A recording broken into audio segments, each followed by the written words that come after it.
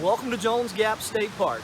I'm Ranger Tim, and today we're going to be out exploring and making some discoveries in a mountain cove forest. So if you're ready, let's head on up the trail. Oh wow, what do we have over here? Yeah, let's take a little closer look at this. We're going to be making a lot of observations today, so what I want you to notice about this is, start out with, what color is it? How tall is it? To give you an idea, this is the length of my hand, about 6 inches, so it's a little bit taller than 6 inches high. Some little projections coming out on it. And if we look really close in there, this is actually a fruit. And in order to have a fruit, in this case you had to have a flower. So we know whatever this is produced a flower. So what group of living organisms produce flowers? Plants. So this is some type of plant. But the color's not green on it, right? We usually think of plants having a green coloration unless they're no longer alive. That green allows them to take that bright sunlight, that energy from the sun, and convert it into sugars to feed itself and others. But in this case, there's no chlorophyll. So this plant can't feed itself. So in order for it to get its food and nutrients, it's depending upon the tree that's growing right beside it, and it's getting its nutrients from this tree, which is where this plant gets its name, is from the tree. It's called a beech, B-E-E-C-H, beech drop, as it has dropped from a beech tree. So its mere presence lets us know that there must be beech trees somewhere nearby. It has a really cool scientific name, epiphagus. That means upon the fagus, or upon the beech tree. A lot of things covering the forest floor down here. I'm going to reach down and pick one of these up. I'm going to get a couple of these. Look carefully on the outside of that. What do you notice about the surface of that? Does it look smooth? Or do you see little projections sticking up, or maybe little spines on there? Yeah, there's a lot of these little spines on there. They're protecting what's inside. Inside of there is a little nut. And until that nut is ripe and ready to eat, those little coverings will stay closed up. Then when it's ready, it opens up. Let's see if I can open this one up if it's ready yet. Maybe. Okay, here we go. And inside of there is the nut. Just like if you were to crack open a pecan, or you would find that soft meat inside of there. And this is off of the beech tree. So this is a beech nut. Remember, we saw the beech drop earlier, and we inferred, in other words, made that educated guess based upon previous information. Since there was beech drops, there must be beech trees, and now we've got evidence that there are beech trees in our cove forest by finding the beech nuts. Let's go see what else we can find. Oh, what do we have over here?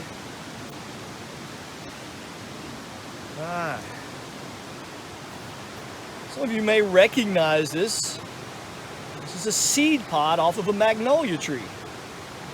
But here in this cove forest within the mountains, our magnolia trees are different from the magnolia tree you may think of that has the really large, wide, waxy leaves on them. This one is called mountain magnolia. Magnolia fraseri, the scientific name. And this is a seed pod. Seeds are no longer in there. This seed pod's a little bit older, but I want you to notice there seems to be something sticking up out of there, these little tall projections. It's actually a type of fungus that's growing on there. Fungus starts with what letter? F, that's right. So that fungus is taking the energy that was inside of this seed pod that had been used previously and using it to grow itself.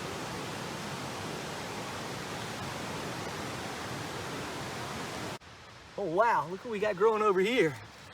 Yeah, what a great find. Notice it's got that green fleshy stem. We're down in that herbaceous layer. But as we look closely at it, notice the shape. It looks like it's got the lower part of the petal is kind of leaning down, like its mouth is open. Use your imagination a little bit. It kind of looks like a turtle's head with the lower jaw showing that the mouth might be open. The common name for this plant is turtlehead. And since it's pink in color, we have two different ones in our area. We have the pink and the white turtlehead. So what would you call the one with the pink flower? Yeah, the pink turtlehead. That's a great find for us today. All right, we're going to stop in this area and make some observations. Remember, our whole idea of being out here is to make observations primarily using our senses, so our sense of sight, our sense of sound, making those qualitative observations, those observations that are made using our senses. In this area, you may notice by looking around, there's a lot of large rocks out in the area. So we're going to take a close look at one of these rocks, make some observations about them, and see what we might be able to determine about the rock itself and a little bit about the mountains that they make up. All right, let's take a close look at one of our rocks. If you look at it, notice is it all one color, or do we have multiple colors in there? What about patterns? Do you see any patterns? Circles or lines, zigzags, any type of pattern that might be in there.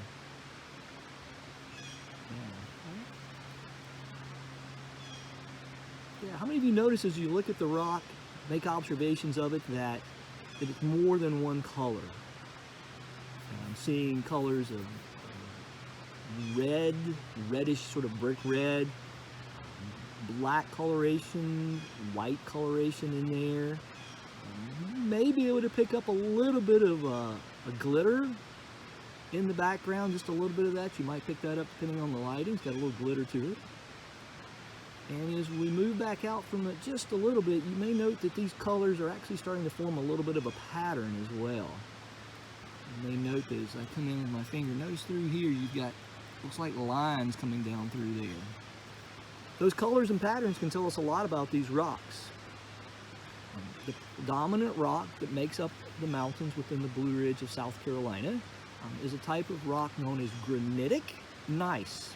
And the main ingredients that make it up are mica, which is the glittery color. Also, we have feldspar. And depending on where you are, you have a mixture of a couple of other minerals in there. By the way, what are rocks made out of? Yeah, that's right, they're made out of minerals. You notice the minerals in here have that banding in there, those lines that are coming through there. As this metamorphic rock, a rock that was another type of rock to begin with, but changed under intense heat and pressure as these mountains were forming, as it began to cool, it didn't go all the way back to liquid. That would be an igneous rock, but it got to the point where it's kind of like Play-Doh or taffy. And as it began to cool and the crystals began to form again, they lined up, the minerals lined up with those that are like them. So we have these bands within them, not layers, that would be sedimentary, but bands through them, letting us know that this is a metamorphic rock. And by knowing where we are, the sense of place here in the Blue Ridge and the Cove Forest, we've got granitic gneiss. Good job. Let's head on up the trail. Okay, for the next part of our study here in the Mountain Cove Forest is we're going to be going off trail. We're going to go a little further up into the forest where we can take a close look at the soil layer. I'm in an area that's not quite as disturbed as our trail, which has people hiking on it on a daily basis. So we're going to go into an area with a little less disturbance. So let's head on in.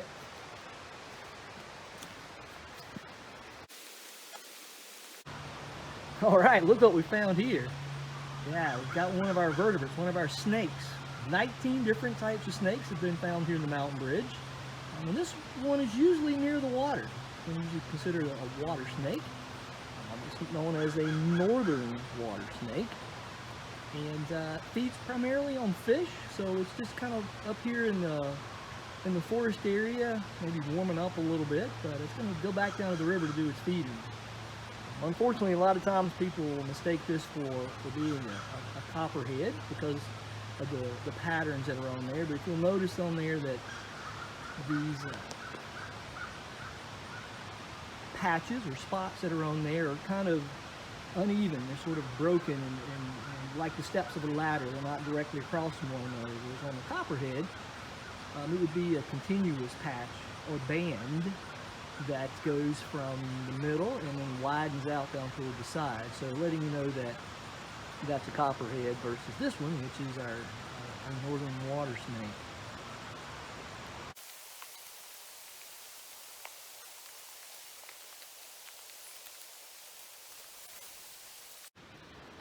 All right, now that we're a little further out in the forest and away from the disturbed area of the forest floor, what we're going to do is we're going to take a close look, as we're doing right now, down on the forest floor, and you can see a lot of leaf litter in the area, sometimes known as humus, not hummus. Sometimes some people say it's hummus. That's what you eat, right? It's known as humus, and humus is made up of all of that organic material, broken down leaves and things of that nature. What we're going to do is we're going to uncover, move a few of these leaves out of the way, and get down to that soil layer. Move a few things out of the way. All right, I'm going to come in and I'm going to take a good pinch of soil and I'm going to put it in my hand. I'm going to take a close look at that. All right, so look in there. What do you see? Is it all the same, or are there different materials in there? Okay. How about colors? All the same colors? Are we seeing different things? I'm going to bring my probe in. I'm going to move things around a little bit so we can see in there a little bit better. All right, so we've got some pieces of sand. Once again, you might be able to pick up on a little bit of the glitter in there. Now, where do we see that glitter at earlier on? Yeah. Got some pieces of stem and little pieces of leaves in there.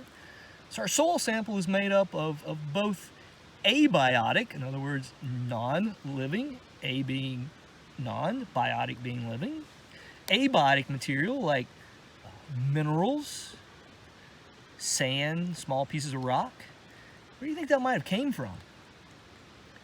Yeah, that same white coloration that we saw out there when we were looking at our rock along the trail. Those dark colors, the blacks, and a little bit of red color in there and browns. When those rocks break apart, it's a process called weathering. And weathering is caused by wind and chemicals and physical things like rubbing against them. Even the water freezing and thawing causes those rocks to break into smaller pieces. Then what happens to it? Yeah, that soil is then carried away in a process known as erosion. Erosion is a natural process that occurs. Wind, water, sometimes even animals can be involved with erosion, moving that soil a little bit further out.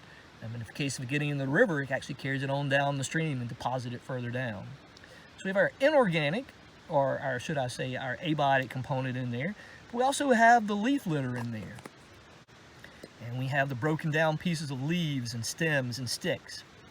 That process, when they're all getting broken down, is known as decomposition. And it's kind of the end of that, not quite the end, but it's where it all sort of starts all over again with that flow of energy. So those green plants are taking in that sunlight from the sky, turning it into sugars and feeding themselves, and then feeding the plants around them in some cases, like the beech drops we saw, but also feeding the animals. It might feed a squirrel. And that squirrel might be fed upon by a predator, a consumer, maybe a secondary consumer like a fox maybe. And then of course when that fox is going to maybe get eaten by something else, or if not, when everything living dies, what's going to happen to it when it's no longer alive is it's going to be decomposed. And the major decomposers in our forest system here in this mountain cove, we call them the FBI. If you think back, you probably remember, what did we talk about earlier that starts with an F? We saw it on the forest floor. Yeah, fungi. F is for fungi. The B are for those microscopic organisms that you can't see with the unaided eye. In other words, you'd need a microscope to see them. They're small. What do you think about with that? It starts with the letter B. Yeah, bacteria. And then the I in the FBI of the forest is referring to those animals in the forest without a backbone. All right, yeah, that's right, invertebrates. So the fungi, the bacteria, and the invertebrates are the decomposers of our forest. And they're going to take all of that nutrients and all that energy that started with the sun and made its way in, and they're going to break it back down into soil, and then that material can be used again to grow new plants and start that flow of energy over again.